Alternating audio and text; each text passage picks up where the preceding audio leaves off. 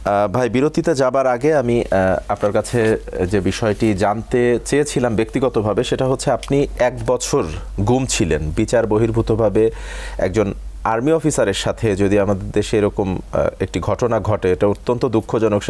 সেখানে আসলে সাধারণ মানুষ কতটা নিরাপদ ছিল সেটা জনগণই বলবে। আমি ওই সময়টা, আপনি বলছিলেন যে আপনার মায়ের কথা, পরিবারের একমাত্র সন্তান এবং বেবিটা অত্যন্ত ছোট ছিল, 1টা বছর নিশ্চয়ই তাদের সাথে তো আসলে ওইভাবে, এমনকি প্রথম কয়েকদিন তো নিশ্চয়ই তারা জানতেনও না আপনি কোথায়। ওই সময়টা পরিবার ঠিক কী সময়ের মধ্যে দিয়ে গেছে? এটা আসলে বাপ্পি ভাই, আমার দ্বারা এটা ভাষায় প্রকাশ করা সম্ভব না। কারণ মানে আমার মা, মানে ধরেন যেহেতু একমাত্র ছেলে, তো কোনোভাবেই উনি আমার সঙ্গে যোগাযোগ করতে পারছেন না। তো এটা যে তার মনের মধ্যে কিভাবে গেছে, আর মানে আমারও যে কতটা মানে কীরকম লেগেছে, আমি শুধু বারবার ডিজিএফআইতে একটা কথাই বলেছিলাম, অন্তত আমার মার কাছে একটু খবর পাঠান যে হ্যাঁ আমি বেঁচে আছি। শুধু এইটুকুই, আর কিচ্ছু না। আমার কোনো ফেভারেরও দরকার নেই, আমার কোনো কিছু দরকার নেই, শুধু আমার মা জানুক যে আমি বেঁচে আছি।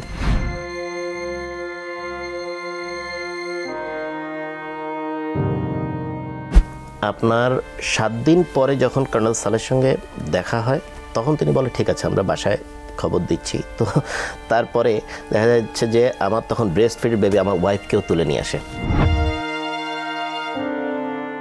আলটিমেটলি আমার আব্বাও নেভি অফিসার ছিলেন। তো তখন যে উনি সরাসরি নেভি চিফের কাছে অ্যাপ্রোচ করেন, বলেন যে ঠিক আছে আমার ছেলে যদি অন্যায় করে থাকে তাহলে আমার ছেলেকে আটকে রাখো, কিন্তু আমার ছেলের ওয়াইফকে কেন নিয়ে যাবে। তো পরবর্তীতে তাকে ছেড়ে দেয়। তো আলটিমেটলি এইভাবে যখন 1 বছর কাটে, তখন পুরোপুরি একটা মানে ধোঁয়াশার মতো অবস্থা যে ইদার, কারণ আমাদেরকে জেলে 5 বছরের জন্য পাঠায়, সেখানে আমাদের না কোনো কোর্ট মার্শালের কোনো প্রক্রিয়া হয়েছিল, আমরা কোনো কোর্ট মার্শাল দেখিনি। যখন বলা হলো তোমাদেরকে একটা কোর্ট মার্শাল দিয়ে তোমাদেরকে বাধ্যতামূলক অবসরে দেওয়া হবে, তো সবচাইতে মজার ব্যাপার যে আমরা কোর্ট মার্শাল হলে অন্তত একটা আইনগত প্রক্রিয়া আছে, ফ্রেন্ড অফ অ্যাকিউজ থাকতে হয় বা কোনো কিছু, যে আমাদের পক্ষে কেউ বলবে। তখন আমাদেরকে বলা হয় যে এটা বাংলাদেশের 2nd ক্যামেরা কোর্ট মার্শাল, যেটা কর্নেল তাহেরের একবার হয়েছিল ক্যামেরা কোর্ট মার্শাল, এবং আমাদেরটা 2nd ক্যামেরা কোর্ট মার্শাল, যে আমাদের পক্ষের কোনো কিছু থাকবে না। তো এরপরে অল অন এ সাডেন আমরা দেখি যে 5 জনকে আপনার জেলে পাঠিয়ে দেয়, 5 বছরের জেল, যেটা মানে ধারণা করা হয় যে তারা এরকম কোনো কিছু মানে এরকম বোমা হামলা করেছে এবং violating good order and military discipline, যেটা হচ্ছে সেনাকুঞ্জে গ্যাঞ্জাম করা, সেনাকুঞ্জে প্রধানমন্ত্রীর সঙ্গে অধ্যত্ত আচরণ করা। তো আলটিমেটলি সেটা ছিল হচ্ছে, ধরেন আমার ভাই মারা গেছে, আমার ভাইয়ের ওয়াইফ নির্যাতিত হয়েছে, আমার ভাইয়ের বাচ্চা মেয়ে নির্যাতিত হয়েছে। তো সেই জায়গাটায় মনের আবেগ থেকে কথাগুলো বলা কখনো অধ্যত্ত হতে পারে না, যেটা শেখ হাসিনা তার শাসনামলে গত 16 বছরে কত মায়ের বুক খালি করেছে, সেটা একমাত্র যারা ভুক্তভোগী তারাই একমাত্র বলতে পারবে। আজমি স্যার বলতে পারবেন যে তার 8 বছর কিভাবে গেছে, বেশা আরমান বলতে পারবে তার মানে 6 বছর কিভাবে গেছে। এই যে অধ্যত্বপূর্ণ আচরণের কথা যে বললেন, প্রধানমন্ত্রীর সাথে, তৎকালীন প্রধানমন্ত্রী শেখ হাসিনার সাথে ওই দিন দরবার হলে, ওই দিন কি আপনিও সেখানে উপস্থিত ছিলেন? সেখানে আমরা বিভিন্ন গণমাধ্যমের খবরে তখন জেনেছিলাম যে সেখানে আসলে সবাই অনেক বেশি উত্তেজিত ছিল সেই দিন, এবং অনেকেই আসলে খুব রুটলি তার সাথে কথা বলেছে। ওই দিনের বিষয়টা যদি একটু সংক্ষিপ্ত আকারে বলেন। ওই দিন আসলে সবাই খুব ক্ষিপ্ত ছিল, কারণ তার আগে 2টা দরবারে তারা জেনারেল মইনুল আহমেদ এসছে, তার কথা কেউই শুনছে না, তাকে বলছে যে আপনি কেন আপনার পারমিশন দিলেন না আমাদেরকে অপারেশন করার জন্য, কেন আমাদের ভাইগুলো মারা গেল, কেন আমাদের ভাইয়ের বউগুলো অত্যাচারিত হলো। তো তখন তারা মানে মইনুল আহমেদ বলে তোমরা কি চাও বলো। আমরা তখন বলি ঠিক আছে আমরা প্রধানমন্ত্রীর সঙ্গে কথা বলতে চাই, কারণ উনি প্রতিরক্ষা মন্ত্রী হিসেবে উনি আমাদের মা বা উনি আমাদের অভিভাবক। তো আলটিমেটলি আপনারা সবাই দেখছেন যে আপনার সাহারা খাতুন তখনকার স্বরাষ্ট্রমন্ত্রী, উনি দুধ কলা সব কিছু নিয়ে বিডিআর জওয়ানদেরকে খাওয়াচ্ছে, আর আমাদের মাঝখানে আসতে শেখ হাসিনা ভয় পাচ্ছেন। তো আলটিমেটলি এইটা আমাদের মধ্যে মারাত্মক, যে আমরা আমাদের কষ্টগুলো কার কাছে বলবো।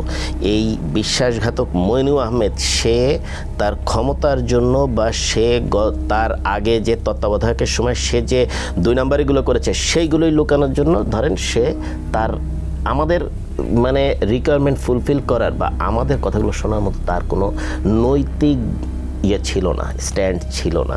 তো এই জন্য এখানে সবাই এইভাবেই কথা বলে। তো আলটিমেটলি সেটা আপনার ধরেন পরবর্তীতে এইটা অনেকের লাইফে অনেক বিপর্যয় নিয়ে আসে। আচ্ছা, এই যে আপনি র্যাবে ছিলেন, র্যাব 3-এ ছিলেন, আপনি বলছিলেন র্যাব কর্মকর্তা হিসেবে যদি আপনার কাছে জানতে চাই যে র্যাব সৃষ্টির পর থেকে র্যাব যখন আমরা র্যাব দেখলাম তখন বেশ কিছু প্রশংসা কুড়িয়েছে, র্যাব অনেক ভালো ভালো কাজ করেছে, কিন্তু পরবর্তীতে আমরা গিয়ে দেখলাম যে র্যাবের যে আচরণটি, এবং সম্প্রতি এমনও হয়েছে যে অনেক মানুষ র্যাব বিলুপ্তির কথাও বলছে। এই যে ভালো লাগার জায়গাটা থেকে যে হঠাৎ করে এরকম ঘৃণিত পর্যায়ে চলে আসা, এর নেপথ্যে কারণ কি বলে আপনার মনে হয়? একমাত্র নেপথ্যের কারণ হচ্ছে নৈতিক অবক্ষয়। আমরা যখন র্যাবে গিয়েছিলাম তখন র্যাবের শুরুর দিকের সময় প্রথমে র্যাড ছিল, তারপরে র্যাব, অর্থাৎ আপনার খুব সূক্ষ্মভাবে বিচার বিবেচনা করা হতো, ভেরিফাই করা হতো যে সে তার ফ্যামিলি কি করে, তার মানে বাড়ি কোথায়, সব কিছু। এবং আমাদের ওই চিন্তাটা মাথার মধ্যে কখনো আসতো না যে আসলে যেটা মানে আনলফুল ওয়ার্ডার ক্যারি আউট করার চিন্তাটা আমাদের মাথার মধ্যে কখনো আসতো না, অর্থাৎ যে এই ওয়ার্ডারটা আনলফুল ছিল। ধরেন বর্তমানে দেশের স্বার্থে। তো বর্তমানে র্যাবের মূল এটাই হচ্ছে, ধরেন আপনার একটা সিন্ডিকেট, অর্থাৎ জেনারেল তারেক সিদ্দিকী যিনি এই সামরিক বাহিনী বলেন দেশের প্রতিটা প্রতিষ্ঠানের, এই প্রতিরক্ষা রিলেটেড প্রতিষ্ঠানের মেরুদণ্ড টোটালি ভেঙে দিয়েছে এই তারেক সিদ্দিকী অ্যান্ড হিজ গং। অর্থাৎ আপনার খুনি জিয়াউল হাসান, তারপরে আপনার আরও যারা যারা ছিল এই সিন্ডিকেটের মধ্যে, যারা যারা গুম খুনের সঙ্গে জড়িত ছিল, এবং এই পুরো সিন্ডিকেটটাই আপনার র্যাবটাকে ফুল।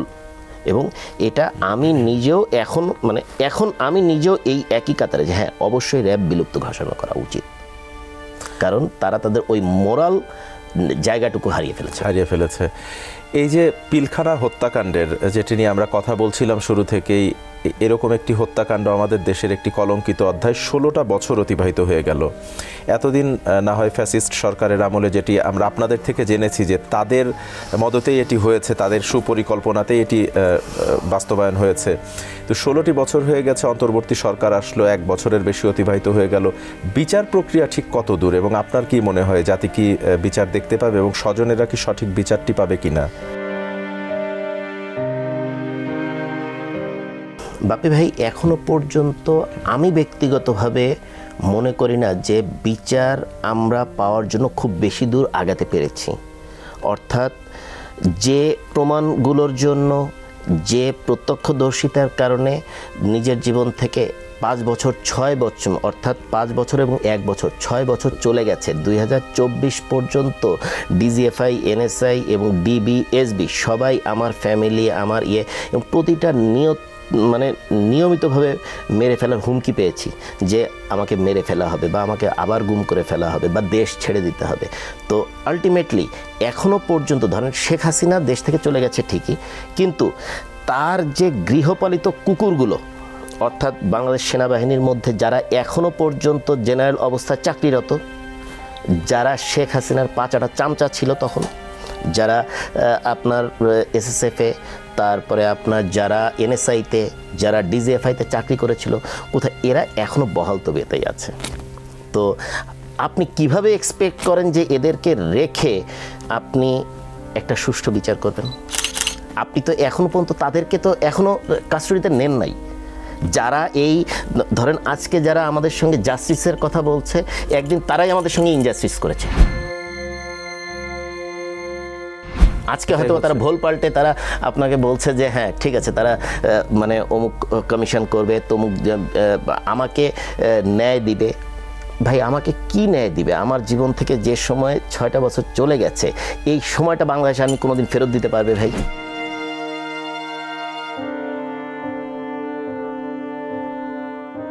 কোনো দিনও দিতে পারবে না। তারা তো দেখেছিল যে আমি তো তাদেরই একজন কলিগ ছিলাম। কই, তারা তো সবাই আমাকে ভয় পায়নি? অবশ্যই পেয়েছে ভাই। তো তারা কেউ তো আমাকে কোনোদিনও ফ্লোর দেয়নি বা আমার পক্ষে কোনোদিন কথা বলার কোনো সৎ সাহসও তাদের হয়নি। বাট আমি কি কারণে সেনাকুঞ্জে কথা বলেছিলাম ভাই, বা আমি কি কারণে মানে আপনার ইয়েতে পিলখানার গেটের সামনে দাঁড়িয়েছিলাম, আজকে আমি কথা না বললে, আজকে আমি পিলখানার গেটের সামনে গেট দখল না করলে, বা আমি যদি প্রতিবাদী কণ্ঠস্বর না হতাম, আমার কোর্সমেটের সবাই আজকে ফুল কর্নেল, হয়তোবা পদোন্নতি পেতে। এটা আল্লাহ পাক ভালো জানেন, হয়তোবা আমি ভালো কোনো দায়িত্বে থাকতাম, এই বাংলাদেশ সেনাবাহিনীতেই থাকতাম হয়তোবা, আল্লাহ পাক ভালো জানেন। কিন্তু মানে আমার কি দরকার ছিল ভাই বলার? আমার তো কেউ মারা যায় নাই, আমার তো বউ বাচ্চাও ভিতরে ছিল না, আমার তো কেউই ছিল না ভাই। তো আমার কি দায়িত্ব? আমি আমার মানে নৈতিক দায়িত্ব থেকে যে না, ওরা আমার ভাই, আমার সহকর্মী, আমার কলিগ, ওর গায়ে একটা আঁচড় লাগা মানে আমারও আঁচড় লাগা, ওর ফ্যামিলির গায়ে একটা আঁচড় লাগা মানে আমার গায়ে আঁচড় লাগা। এই যে থ্রেটের কথাটি যে বলছিলেন আপনি, বিগত সময়ে আপনার পরিবারকেও বিভিন্নভাবে হুমকি ধামকি দেওয়া হয়েছে, এই হুমকি কি এখনো চলমান রয়েছে কোনোভাবে? এই হুমকিটা বলতে এটা মানে সরকারিভাবে এই হুমকিটা জারি ছিল 2024-এর 8ই অগাস্ট পর্যন্ত। আচ্ছা। অর্থাৎ আমার জন্য আপনার কাফরুল থানাতে, আমার বাসা যেহেতু মিরপুর, কাফরুল থানাতে এসবির একজন ইন্সপেক্টর, ডিবির লোক, তারপর নিয়মিত ডিজিএফআইয়ের লোক, এনএসআইয়ের লোক সব সময় এসে খোঁজ খবর নিত যে আমার কাছে কোনো জামাতের লোকজন এসে কথা বলে কিনা, কোনো বিএনপির লোকজনের সঙ্গে কথাবার্তা হয় কিনা, বা আমি কোনো কিছু করছি কিনা। তো লিটারালি আমার আব্বার ব্যবসা বাণিজ্য সব কিছু দখল করে নেওয়া হয়। তো আমাকে যে জায়গায় উনি বসে দেন সেইগুলোই তারা দখল করে নিত। তো আলটিমেটলি আমাকে লিটারালি অনেক স্ট্রাগল করে তারপরে আগাতে হয়েছে। আর এই যে হুমকিটা, এটা আসলে আপনাকে দুঃখের কথা কি বলবো বাপি ভাই, 2019 সালে অর্থাৎ করোনার ঠিক আগে আগে আমি লিটারালি এই খুনি জিয়াউল আহসানের সাক্ষাৎ প্রার্থিতা মানে সাক্ষাৎ চাই, যে আমি একটু দেখা করতে চাই, তাও তার সঙ্গে সরাসরি, তার মানে ভাবির সঙ্গে কথা বলে, কারণ ভাবির সঙ্গে আমরা খুব কনভার্সেশন ছিলাম কমান্ডো ব্যাটালিয়নে। তো ভাবি তখন এই জিয়াউল আহসানকে বলে, তখন জিয়াউল আহসানের কাছে যে আমি লিটারালি তার পা ধরে মাফ চাই।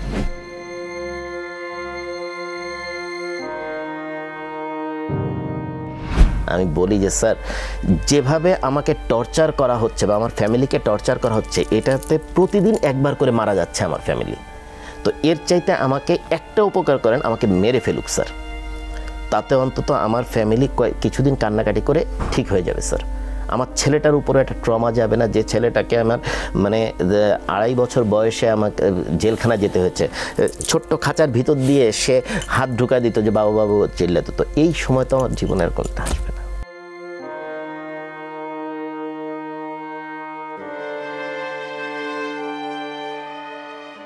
না, আসলে বুঝতে পারছি যে অত্যন্ত মর্মান্তিক, এবং আপনার পরিবারের সাথে যেটি হয়েছে, আমার মনে হয় বিগত সময়ে অনেকের সাথেই আসলে এমন হয়েছে, নির্যাতন হয়েছে। আমি সর্বশেষ একটি প্রশ্ন আপনার কাছে করতে চাই। আপনি যেহেতু র্যাবে ছিলেন, আমরা বিগত সময়ে দেখেছি কিছুদিন পরপরই বিভিন্ন জায়গা থেকে জঙ্গি অভিযান, জঙ্গিদেরকে আটক করা হতো, এখানে বোমা পাওয়া গেছে, এখান থেকে জঙ্গি ধরা হয়েছে। আমাদের দেশে কি আসলেই এতটা জঙ্গিবাদ ছিল সত্যিকার অর্থে, যদি আপনার কাছ থেকে? বাপি ভাই, আমাদের দেশে আদতেই এতটা জঙ্গিবাদ কোনো কালেই ছিল না, কোনো দিনও ছিল না। কারণ আমরা আপনার 90% মুসলমানের দেশ, এবং আমরা এতটা রেডিকাল মুসলিমও না, আমরা টোটালি প্র্যাকটিসিং মুসলিম।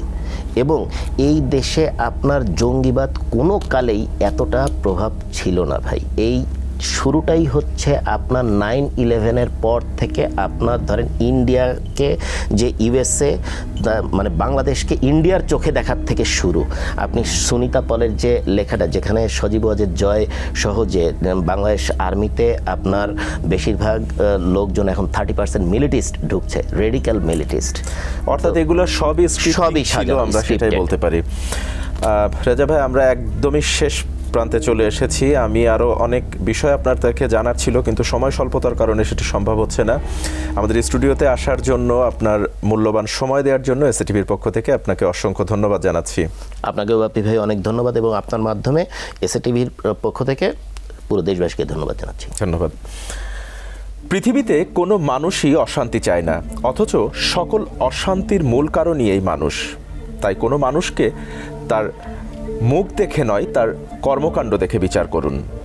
আমরা জানতে চাই, জানাতে চাই আপনার সাথে ঘটে যাওয়া নির্মম বাস্তবতার গল্পগুলো। আমরা চাই স্বাধীন সার্বভৌম বাংলাদেশে ধর্ম, বর্ণ, দল, মত নির্বিশেষে প্রতিটি মানুষ যেন তার স্বাধীনতায় বাঁচতে পারে, ভয়হীন ও নিরাপদ জীবন কাটাতে পারে।